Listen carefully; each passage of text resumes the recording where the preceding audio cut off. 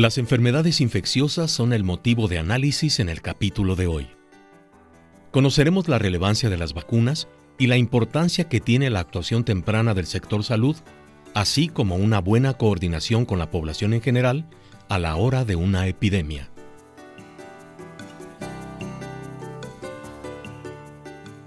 Las enfermedades infecciosas siguen siendo la primera causa de morbilidad en todo el mundo. No son la primera causa de mortalidad, afortunadamente.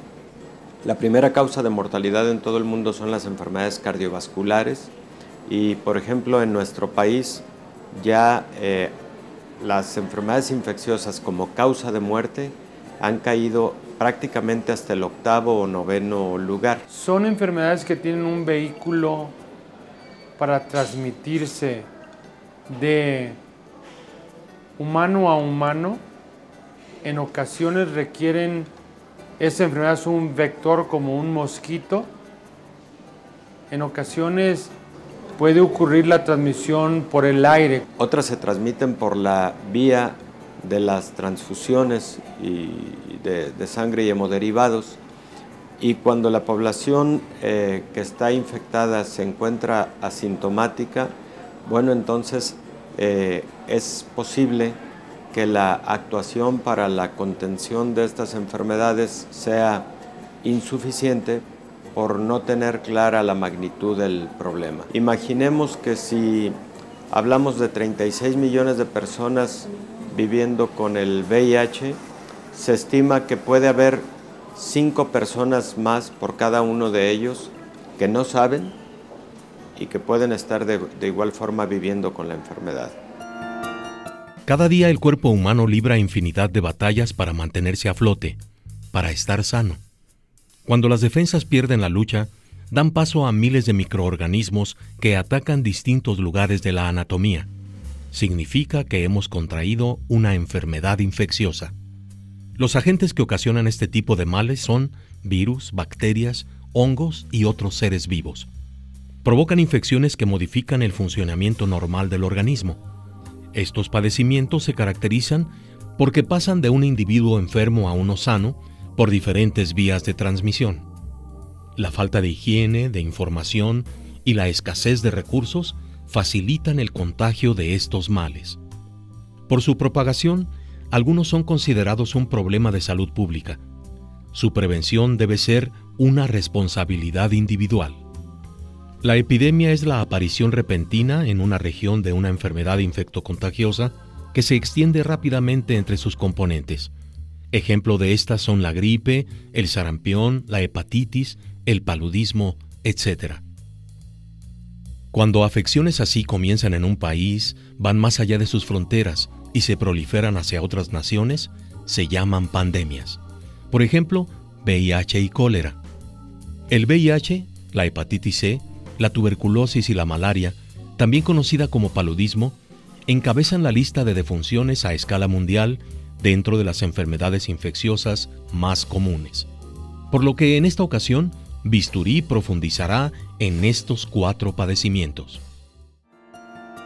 La mayoría de los microbios que nos afectan han estado con nosotros desde que hay humanos en el mundo. Los microorganismos pueden desarrollar resistencia a los antivirales o a los antimicrobianos, y al desarrollar resistencia esto ya se convierte en un fenómeno completamente distinto. El problema con las enfermedades infecciosas en general que ocurren en la comunidad son de que es una enfermedad de la ignorancia. Las vacunas son un gran hito en la historia de la medicina. Probablemente sea de los grandes paradigmas en la historia de la medicina. Vinieron a cambiar la epidemiología de la mayor parte de enfermedades infecciosas que azotaban al mundo durante los siglos XVI, XVII, particularmente durante la Edad Media, en que la peste prácticamente terminó con 1/3 de la población europea, y la tuberculosis de igual manera en el siglo XVI y XVII, incluso en el siglo XVIII, ¿no? Ahí no hay controversia. Las vacunas sirven. No se imagina cómo hizo que no sufriera el humano de la comunidad la vacuna de la viruela. Erradicó la viruela del mundo. Las enfermedades infecciosas son muchas. En esta ocasión, Bisturí se enfocará en las 4 principales a escala mundial: el VIH, la hepatitis C, la tuberculosis y la malaria o paludismo. Cuando una persona tiene VIH, lo más afectado será su sistema inmunológico. Después de esto, cualquier órgano del cuerpo queda vulnerable. También es susceptible a todo tipo de infecciones en los pulmones y en la superficie y el interior del cerebro. La hepatitis C daña primariamente al hígado y a otros órganos, y puede desencadenar una serie de problemas en el organismo completo, afectando al sistema inmunológico, causando diabetes o daño en la retina y la tiroides. La tuberculosis es una enfermedad de los pulmones. Sin embargo, la infección tiene el potencial de propagarse a través de la sangre a todos los órganos en el cuerpo. Podría desarrollarse tuberculosis en la pleura, en los huesos, el tracto urinario y en los genitales, los intestinos y hasta en la piel. Los ganglios linfáticos en la raíz del pulmón y la garganta también pueden infectarse. La malaria o paludismo es causada por un parásito que se transmite de un humano a otro por la picadura de mosquitos anófeles.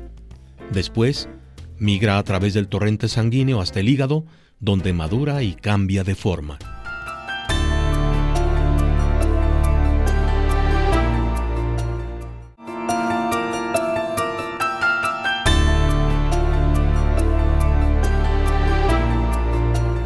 Seis principales enfermedades que a nivel mundial se pueden considerar de epidémicas. La primera de ellas sigue siendo la infección por el virus de la inmunodeficiencia del humano, el VIH. La segunda gran preocupación son las infecciones que ocurren en los diabéticos, que son millones y millones que saben y están mal manejados, y millones que no lo saben pero ya tienen diabetes, lo que se conoce en términos generales como pie diabético. Y la segunda es tuberculosis en el diabético. Hay un segmento de pacientes con tuberculosis que tienen lo que conocemos como tuberculosis extremadamente resistente, que no responden a los medicamentos y a la combinación de los medicamentos con los que contamos actualmente. Entonces son todo un reto. Por otro lado, hay estimaciones de que el 1% de la población en todo el mundo tiene infección crónica por el virus de la hepatitis C. La hepatitis B, alrededor de 240 millones de personas en el mundo tienen infección crónica por este virus. La malaria, en donde se considera que el año pasado, en el 2014, posiblemente ocurrieron alrededor de 230 millones de casos de malaria o paludismo en el mundo. En general, los factores de riesgo para contraer enfermedades infecciosas tienen que ver con la exposición a los agentes contagiosos, falta de precauciones y escasez de recursos. En el caso del VIH y la hepatitis C, las siguientes pueden ser causa de transmisión: inyectarse drogas y compartir agujas, tener contacto frecuente con sangre en el trabajo, practicar relaciones sexuales sin protección, nacer de una madre que tiene el virus, haber recibido un trasplante de un donador infectado, compartir elementos de uso personal como cepillos de dientes o máquinas de afeitar, transfusiones de sangre, haber realizado un tatuaje o acupuntura con agujas infectadas. Además, en el caso de la tuberculosis, los grupos más propensos a contraerla son ancianos, bebés y personas con sistemas inmunitarios debilitados. El riesgo aumenta por desnutrición, por convivir con pacientes que padecen tuberculosis, como durante un viaje al extranjero, o por vivir en condiciones insalubres o de hacinamiento. Aproximadamente la mitad de la población mundial corre el riesgo de padecer malaria o paludismo. La mayoría de los casos y de las muertes se registran en el África subsahariana. No obstante, también se ven afectadas Asia, Latinoamérica y en menor medida Oriente Medio y algunas zonas de Europa. En 2013, el paludismo estaba presente en 97 países y territorios. Entre los grupos de población que corren un riesgo especial se encuentran niños pequeños, embarazadas no inmunes o semi-inmunes, pacientes con VIH, viajeros internacionales y migrantes. Y bueno, hay que considerar también aquellas enfermedades que han resurgido como brotes epidémicos, como fue en el caso del 2014, la epidemia de ébola. Las dos grandes preocupaciones para 2015 en la comunidad son dengue y la enfermedad causada por el virus chikungunya, que en el dialecto donde fue descrito por primera vez esta enfermedad significa me siento muy mal, que casi me quiero morir. Habla predominantemente, uno, de sistemas de salud con deficiencia que propicia el que los vectores que transmiten enfermedades infecciosas estén prevaleciendo y particularmente se estén incrementando en cuanto a su densidad. Ciudad Juárez mucho dengue, El Paso nada de dengue. El mejor ejemplo de dos países. Allá no tienen dengue porque no tienen lugares donde se cría el mosquito. Y también a nivel mundial se les han reconocido como enfermedades olvidadas o enfermedades poco atendidas. En el caso de las enfermedades infecciosas, aproximadamente 200,000 millones de pesos se estima que se erogan para la atención en un país como el nuestro. La prevención cuesta mucho menos que la atención de las enfermedades, no solamente de las enfermedades infecciosas, de todo tipo de enfermedades. La mayoría de las enfermedades causadas por una infección presentan síntomas similares, entre los que resaltan fiebre, dolor de cabeza, fatiga, náuseas y vómito. Aunque muchas personas no tienen señales cuando se les diagnostica el VIH, los síntomas relacionados con la infección aguda a menudo son parecidos a la gripe. Pueden ser diarrea, fiebre, dolor de cabeza, úlceras bucales, candidiasis, rigidez o malestar muscular, sudores fríos, erupciones, molestia de garganta, ganglios linfáticos inflamados, escalofríos, debilidad y pérdida de peso. La mayoría de las personas con hepatitis C no tienen signos. A veces presentan piel amarilla que desaparece, pero puede mostrar cansancio, trastornos cutáneos y otros problemas. En algunos casos se manifiestan los siguientes síntomas: dolor en el cuadrante superior derecho del abdomen, hinchazón en esa zona debido a líquido, heces de color arcilla o pálidas, orina turbia, fatiga, fiebre, picazón, ictericia, inapetencia, náuseas y vómito. La fase primaria de la tuberculosis no presenta nada. Cuando es pulmonar, puede haber dificultad respiratoria, dolor torácico, tos, expectoración con sangre, sudoración excesiva, especialmente en la noche, fatiga, fiebre y pérdida de peso. En el caso de la malaria, los síntomas son anemia, heces con sangre, escalofríos, coma, convulsiones, fiebre, dolor de cabeza, ictericia, náuseas, sudoración y vómito. Vale la pena estar atentos en cualquiera de las señales anteriores para poder actuar a tiempo y tratar la enfermedad lo mejor posible.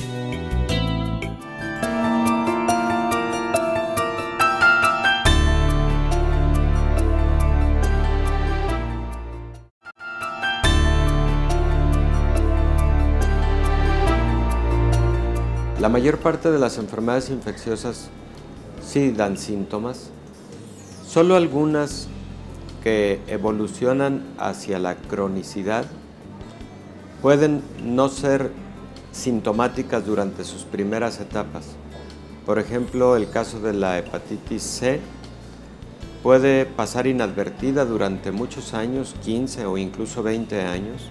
Pero lo importante es antes, entonces se recomienda en México como en todo el mundo que todos aquellos que recibieron transfusión antes de 1990 para nuestro país deben de ir a someterse a una prueba para ver si no tienen hepatitis C. En el caso del VIH puede ocurrir algo similar. Muchas de estas enfermedades infecciosas son incapacitantes. Por ejemplo, las enfermedades infecciosas crónicas pueden definitivamente llevar al paciente a estados prolongados de incapacidad.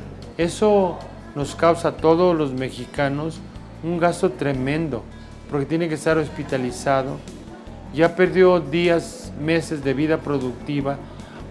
Por el cansancio, por el debilitamiento, por la necesidad de estar recibiendo medicamentos que pueden causar efectos secundarios. A largo plazo las hepatitis pueden causar cirrosis hepática, hepatocarcinoma, es decir, cáncer en el hígado, y la muerte con tuberculosis o incluso con influenza.